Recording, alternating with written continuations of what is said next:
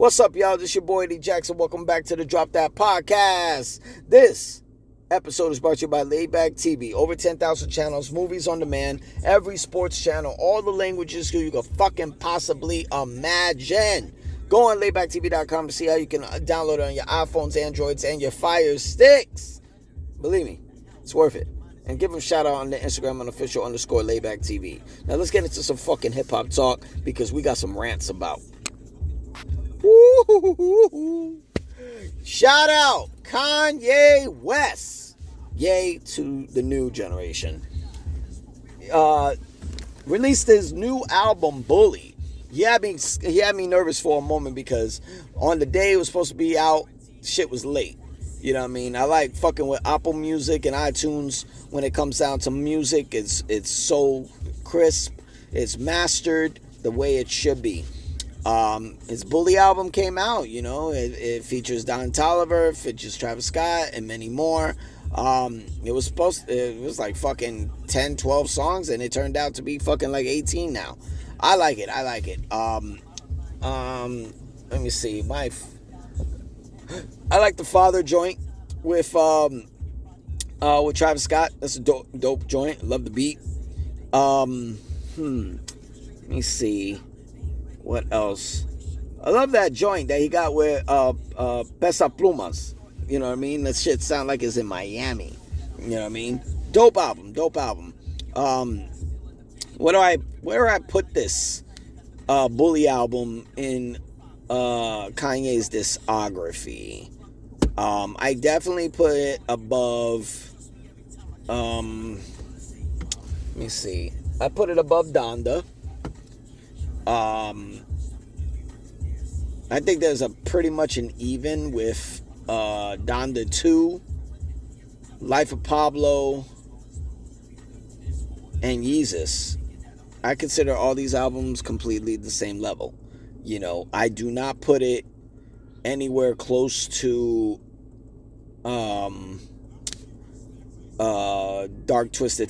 Beautiful Dark Twisted Fantasy. I don't put it anywhere near Graduation. I don't put it anywhere fucking near 808s and Heartbreak. To me, those are his three classics, three back-to-back classics, and they're different representations in all three of those albums. Definitely below Late Registration and College Dropout. Like, I put Late Registration and College Dropout evenly. This album's definitely better than Yay. Yeah. Or Jesus is King. I don't even fucking put that shit. Didn't even deserve to be in anywhere. Fucking top 20, whatever the fuck you want to put it. It doesn't even belong in his discography, but it is what it is. Yeah, so I put Bully there. It's good work, good production. I would say Bully is like a mixture. I think it's a mixture of three albums, right? I think it's a mixture of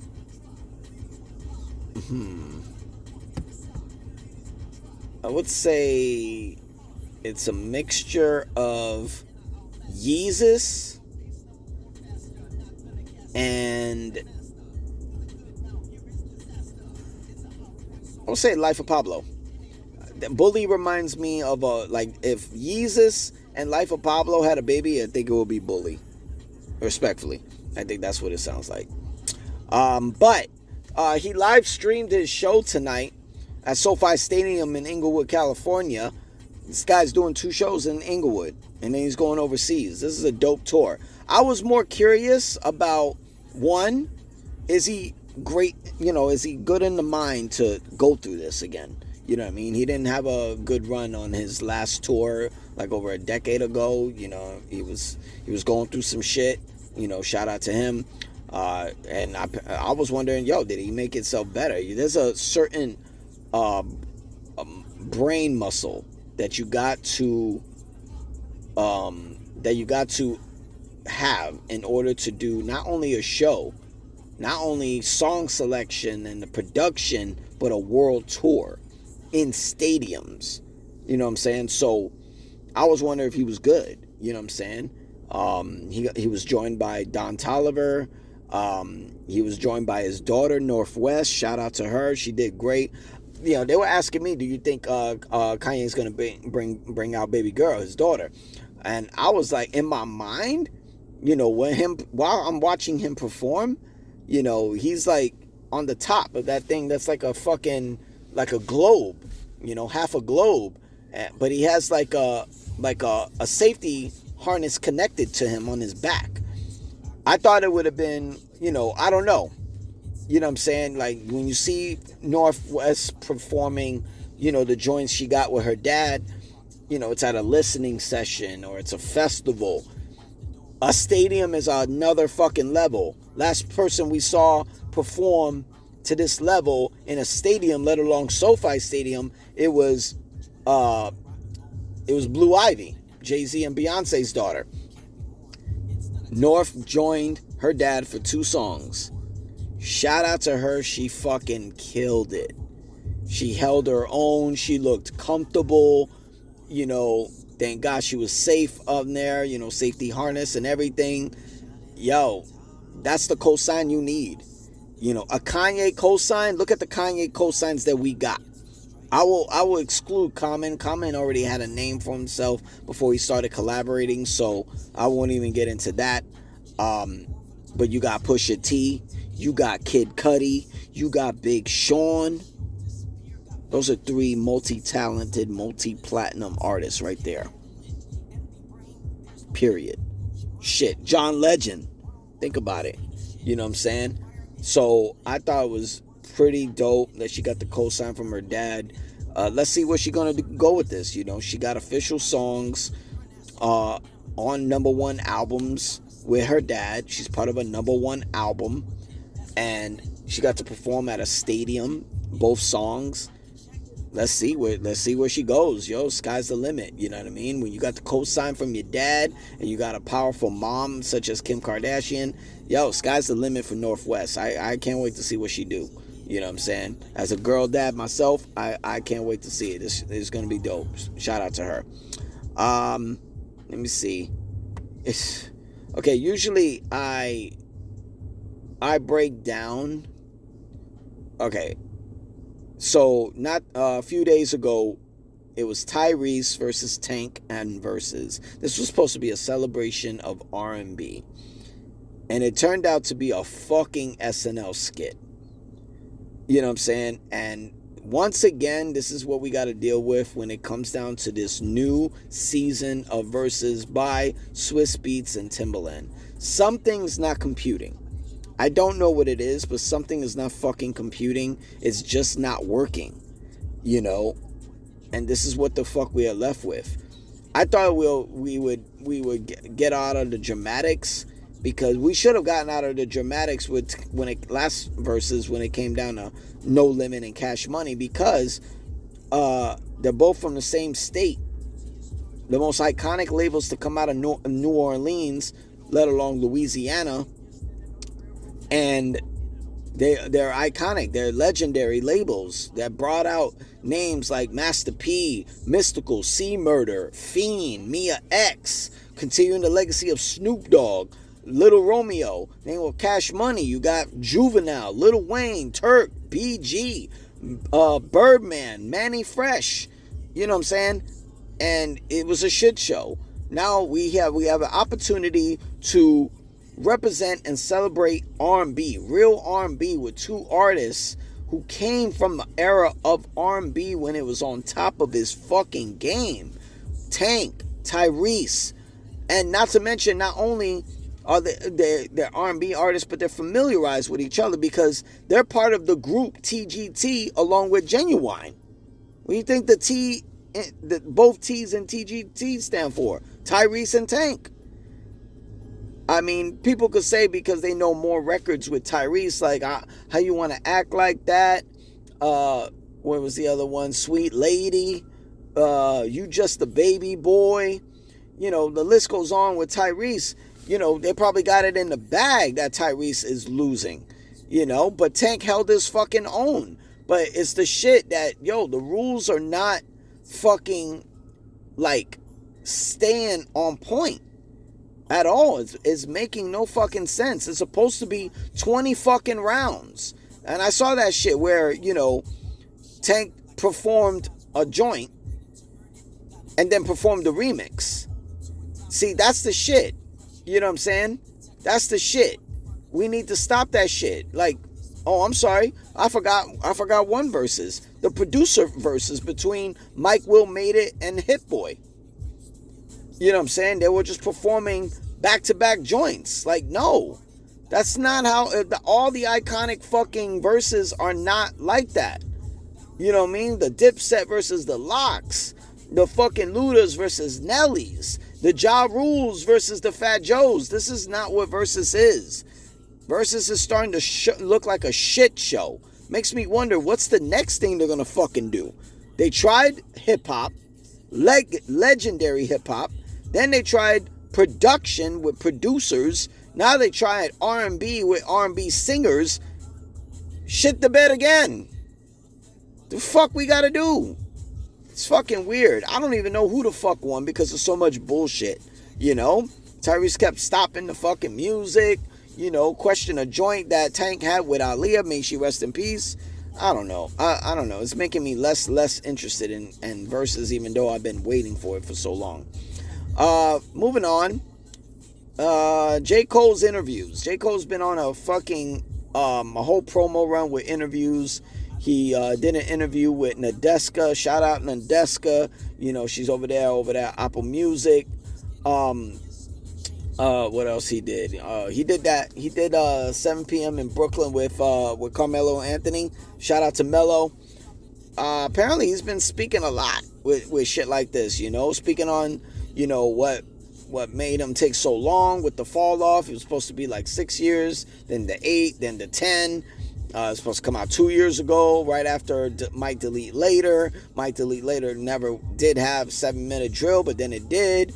It's just some weird ass shit, I can understand J. Cole's conscience needed to be clear when he apologized 2 years ago on stage at Dreamville Fest, or whatever it's fucking called. And, my thing is that you put out 7-minute drill, and I've said this in a lot of episodes. You could put out 7-minute drill dissing your boy Kendrick Lamar. Cool. Stand on it or not. But the thing is, y'all forgetting something. The beat was made. The fucking joint was written. I just mentioned 2 sessions. Now, let's say the beat already been made.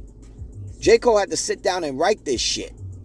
Use his brain to come up with shit to diss Kendrick. And then when you're done writing, you had to get in the fucking booth and record it. You had to approve the mixing. You had to approve the mastering. And then you turned it in. The fuck out of here, bro. There's some weird shit J. Cole's on. And he don't want to be the best rapper anymore. Alright.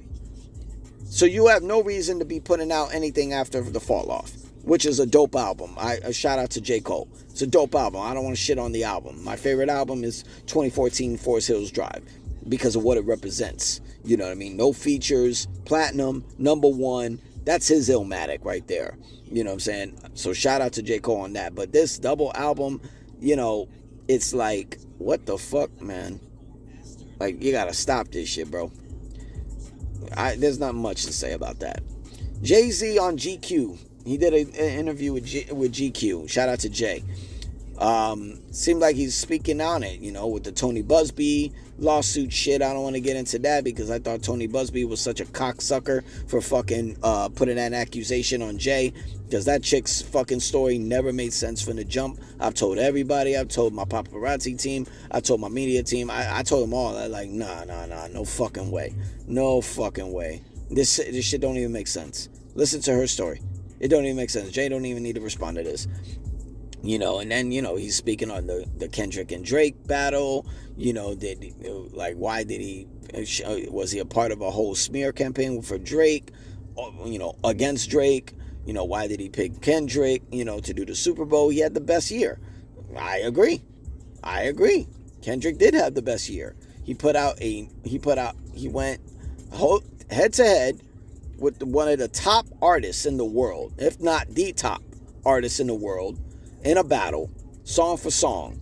That was the most interesting fucking 4 months. That, you know, if you want to count how far back towards first person shooter, but it was the most interesting 4 months. We just got number music, and then, you know, he got the number one Not Like Us, triple platinum.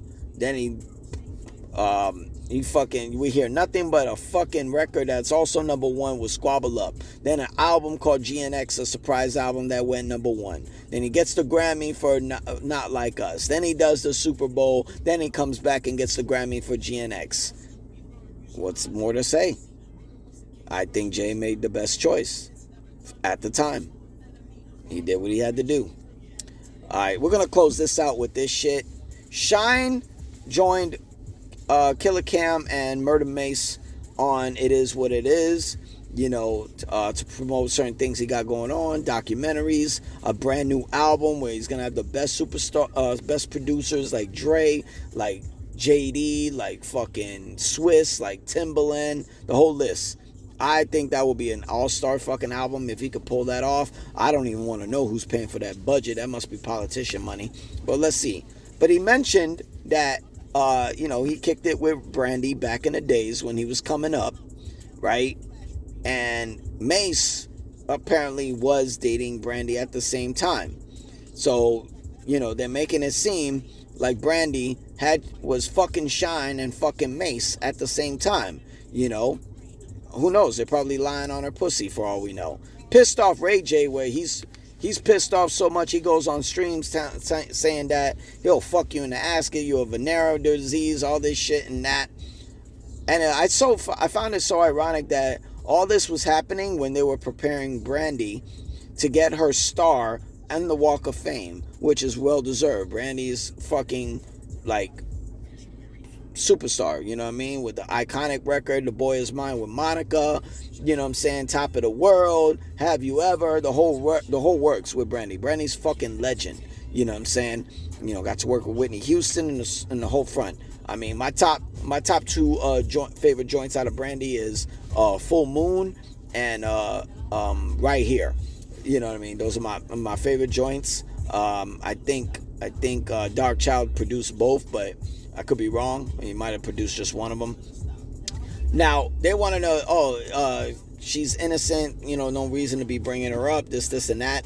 I think there's nothing wrong with it. You know what I'm saying? I think there's nothing wrong with it. If you fucked somebody in the past, a celebrity, let me use me as a fucking example, right? Let's say 15 years ago, and this is nowhere true, so, you know, you can't fucking sue me, bitch. This is an example, just an example, hypothetically speaking. Let's say I had intimacy and relations with Lady Gaga 15 years ago, and then 15 years later, I'm speaking on it because that was probably one of my highlight stories of my rendezvous. You know what I mean? Like, damn, man, I got, you know, we got to kick it and stuff like that. It was dope. So what? It's part of my fucking story. You know what I mean? Like, she could go on public and say, oh, that's a lie. I don't remember that. He don't need to be lying on my pussy, all this shit, blah, blah, blah. Okay. We know it happened, right? What if we recorded it? What if we videoed it and I say, you know, I could put it out? You know what I mean? I'll just blur your fucking face. That's going to show you're lying and I'm telling the truth. I shouldn't have to do that. It's my fucking story. Just because you're involved, you know, I'm not speaking on you and I'm not disrespecting you. No one said Brandy was fucking Shyne and Mase at the same time. Maybe it's insinuated, but no one's saying it. And they still paying her respects. You know what I'm saying? They just need to get over that shit. Ray J is a little too fucking sensitive to be talking that shit, because in the end of the day, look what you did. You insinuated that you hit it first when it comes down to Kim Kardashian. You made a song about it. You know what I'm saying? That's not just someone's sister. That's someone's fucking wife at the time. Mother of their kids. You know what I'm saying? Who's the people that could say they fuck Kim Kardashian? You could say it's Nick Cannon. You could say it's Ray J. You could say it's Kanye West. You could say it's Pete Davidson. You could even say it's fucking Reggie Bush. So fucking what? She's a human. She's a woman. She has sexual needs. And so what? She can speak on it. What if Kim Kardashian wants to make a book about all the, her sexual rendezvous with all these partners? It's her story. Just because she mentioned you is not like she's telling a lie. She's just telling her story. I think Shyne and Mase are entitled to tell their fucking stories. Brandy could lie about it all she want. That's her opinion. Whatever works for her. But in the same sense, Shyne and Mase could tell their fucking stories, and nobody should be able to fucking question them. That's my fucking rant. Get over it, bitch. Not talking to Brandy. I'm talking to anybody who's got a problem with, bringing up a story of bitches you fucked or niggas you fucked. So what? In the end of the day, it's your story. You can speak on it all you want. I could talk about all the bitches in the past 20 years that I fucked, and they can't say a goddamn word, because in the end of the day, I got no shame on telling what the fuck they really did besides fuck. Bye. I'm just kidding. This your boy Eddie Jackson. So Drop That Podcast and Hip Hop Talk. Make sure y'all hit the sub button. Make a comment, yo. What, you guys got a problem with me or something like that? Y'all a little scared? It's okay to be scared. Y'all be easy. I'll see you on the next one. Peace.